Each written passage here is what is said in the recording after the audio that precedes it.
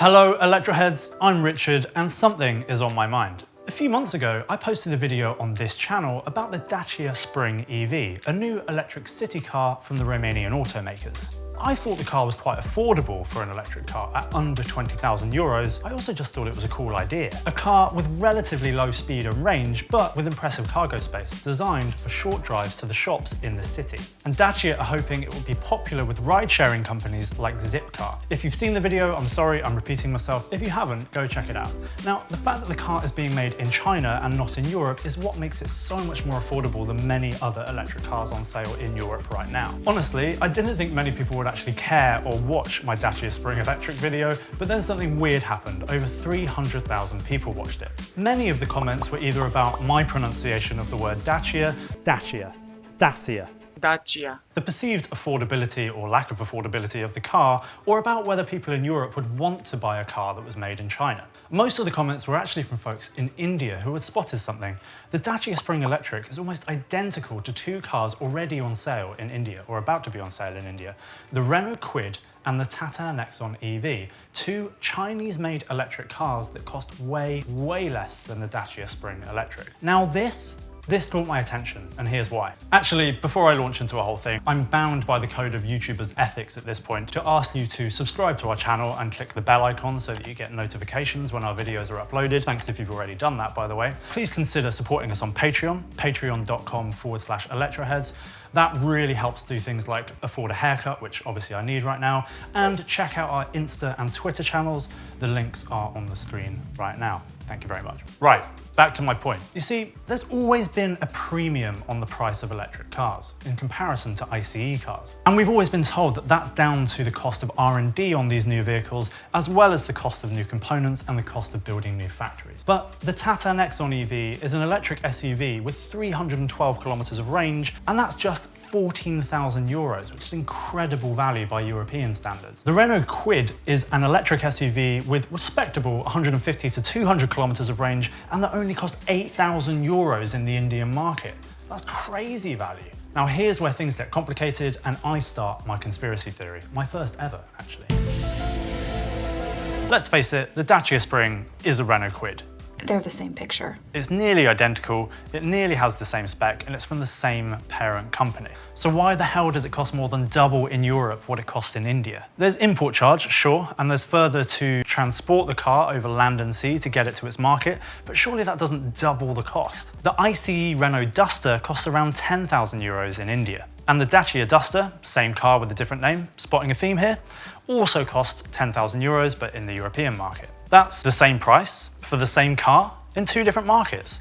So then, why are the Kwid and the Dacia Spring so different in price in Europe and India? Are automakers taking Europe and regions like the US for a bit of a ride because they think that people in those markets are still willing to pay more for electric cars? Or are they simply sandbagging, making it seem like the costs are higher than they are right now so that they can dazzle us in the future with what seem like great deals? Obviously, India is a very different market to Europe, so it's not directly comparable. There's a cost of manufacturing a car, and that's a fixed cost. That fixed cost is likely to be less than 8,000 euros to Renault because they want to make money on the cars that they're selling in India. Otherwise, what's the point in the whole exercise? But for normal car brands, profit margins can run as low as about 10%. So let's just make an assumption that the Kwid costs no more than 7,200 euros to manufacture in China and then sell in India. Where's the extra 10 plus grand coming from for selling the same car, pretty much the same car, in Europe? It's true that safety regulations in Europe can often add expenses manufacturing cars to be sold in Europe, but surely not that much expense. And the biggest barrier to electric car ownership right now is cost. We see it all the time in comments on our channel.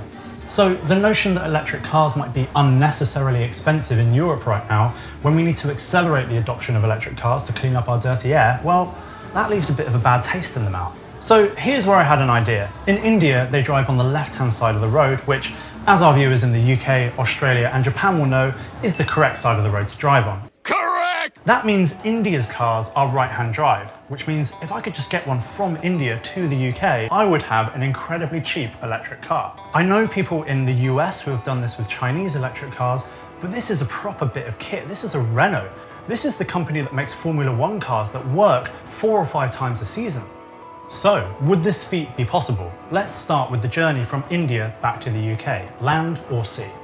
Google Maps is actually unable to plot a route from India to the UK by road, which is probably fair enough, it's quite a long way. I would have to cross through numerous countries, a couple of which are quite spicy on the old war front, but that is something I would potentially risk for a cheap electric car. Google will let me plot a route on foot though, so let's do some maths and assume that the Quid is an all-terrain vehicle. It is, an SUV.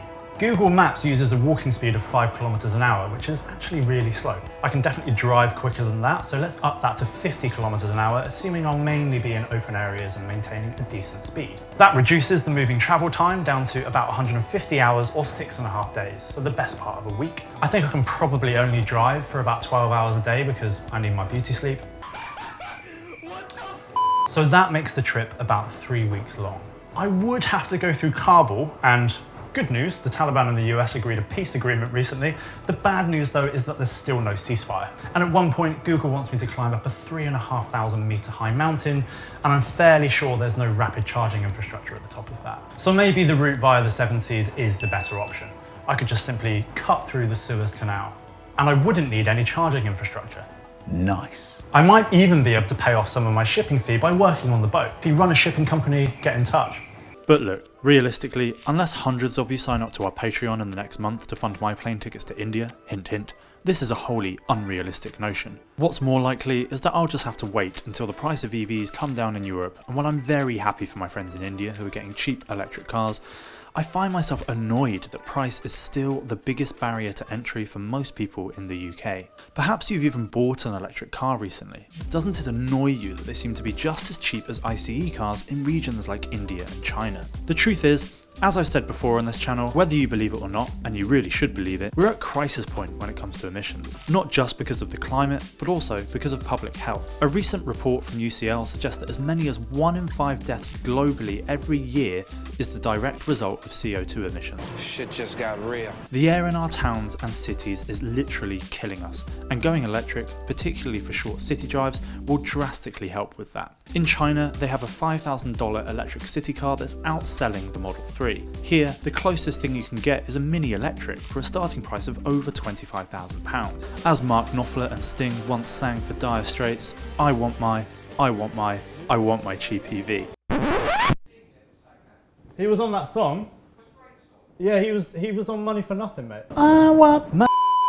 That cheap Chinese electric city car might well be coming to Europe soon, where the price is likely to double because of safety improvements such as airbags. But still, it will clock in at under £10,000. And you see, the thing about electric cars is that they are way cheaper to run than petrol cars. So much cheaper that the cost of ownership of fairly expensive electric cars is still way less expensive than petrol cars that come at a cheaper initial price.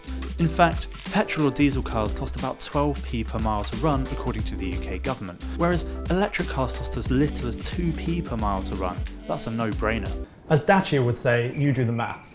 But the average consumer doesn't walk into a car dealership with a calculator and work out these cost of ownership sums based on their electricity bills and the average cost of petrol. They just see the list price, and that's how they decide whether they can afford the car or not. If electric cars are more competitively priced against their petrol counterparts, then they will be way cheaper to own and run than petrol cars. And let's face it, as much as we all want to change the world, as much as we all want cleaner air to breathe, many of us just cannot afford to make the switch to electric yet, and that needs to change. If electric cars aren't as expensive to produce as we are led to believe, then in my opinion, car companies really have a duty to be trying to close the gap between electric and petrol when it comes to cost. The case of the Renault Kwid is a promising one, but it's also a disheartening one. How long will we have to wait in Europe or in the States for an electric car of that quality with that spec and range for less than 10k? It still feels like a long way away. Hell, I even got excited recently about the Dacia Spring electric potentially being less than 20k. I love electric cars, but they need to be for everyone. And for that to happen, car companies need to focus on making them affordable.